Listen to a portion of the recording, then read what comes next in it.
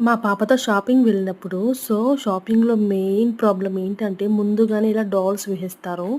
చిన్న పిల్లలు చూస్తేనే కావాలి, కావాలి అంటారు కదా! కానీ మా పాపకైతే అడిగింది. ఓకే. కొనిచ్చాము. అక్కడి వరకు బానే ఉంది. అసలేం జరిగిందంటే, షాప్‌లోకి వెళ్ళామా, బొమ్మ చూసింది అది కావాలి అనింది. సరే అని చెప్పి అక్కడున్న వర్కర్‌ని ఒక అమ్మాయిని పిలిచి, ఆంటీ అది తీసివ్వండి అని అడిగాము. అది తీసి ఇచ్చిందామె. తీసిచ్చి చిన్న పిల్లల చేతికి ఇవ్వాలి కదా! మనం వెళ్లి బిల్ చేపించుకుంటాం. అది కదా పర్ఫెక్ట్‌గా ఉంటుంది. వాళ్ళేం చేశారు, తీసేసి ఆమె వెళ్ళిపోయి బిల్ ఏపించుకొనొచ్చింది. మా పాప ఏం చేసింది, నో నాకిప్పుడు అదొద్దు, నాకు ఇంకోటి కావాలి అంటుంది.